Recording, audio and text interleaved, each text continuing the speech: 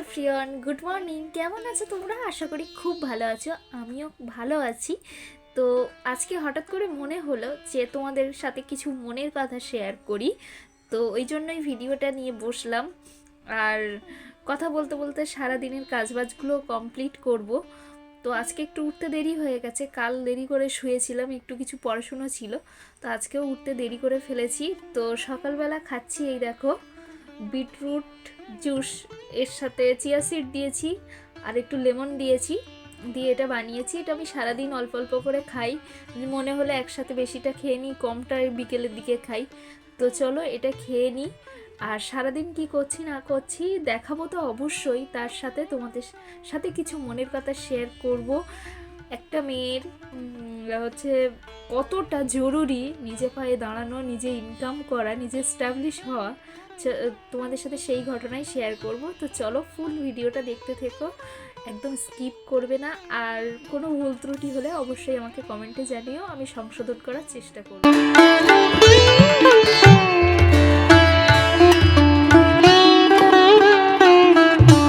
জুসটা খেতে খেতেই আমি বসে পড়েছি পড়াশুনো করতে। আর বেশ কিছু পড়াশুনো বাকিও রয়ে গেছে, যেগুলো স্যার হোম টাস্ক দিয়েছিল, তো সেগুলোই আমি করতে বসেছি।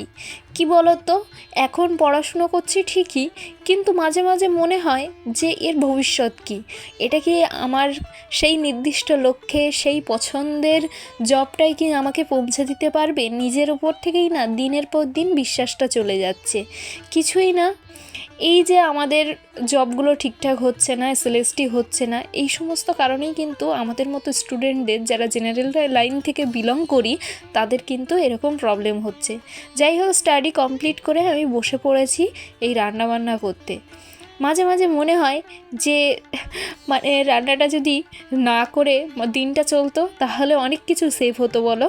তাহলে আমাদের হয়তো এই ইনকাম করার তাড়া থাকতো না, কিংবা আমাদের এই খাওয়ার তাড়া থাকতো না, অনেক টাকা আমাদের সেভিংস হতো। কিন্তু যেটা নয় সেটা বলে তো লাভ নেই। আমাদের খেতেও হবে, থাকতে হবে, সমস্ত কিছুর উপরে, মানে এই শহরে থাকা মানে সমস্ত কিছু টাকার উপরে, জলটাও পর্যন্ত আমাদেরকে কিনে খেতে হয়।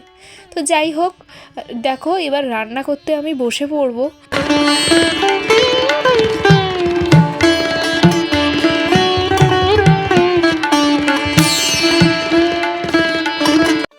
আমরা যারা বাড়িতে থাকি, বাড়িতে কাজবাজ করি, সংসার সামলাই, সংসারের সমস্ত কিছু ভালো মন্দ নজর রাখি, সংসারে কি রান্না হবে, কে কী খাবে, সমস্ত কিছু দেখভাল করি, দিনের শেষে কিন্তু তাদের কোনো নাম হয় না। এটাই বাস্তব কথা।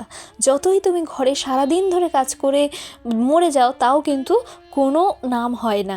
কিন্তু যারা বাইরে গিয়ে কাজ করে, যারা বাইরে কোনো জব করে বা অফিস যায়, তাদের কিন্তু কে কী কাজ করছে বা সেখানে গিয়ে কী কাজ আছে কোনো কিন্তু দেখার দরকার নেই।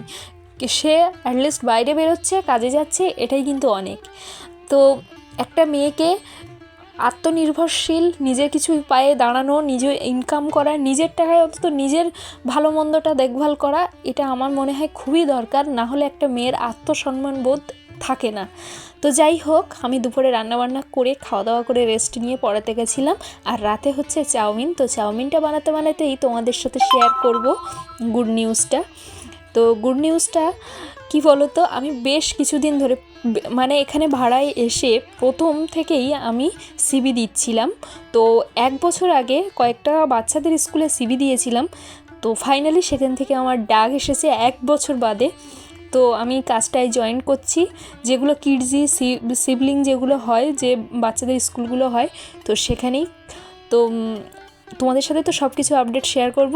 তো ভালো লাগলে ভিডিওটা প্লিজ লাইক করো, আমাকে সাপোর্ট করো। তো চলো আজকের মতো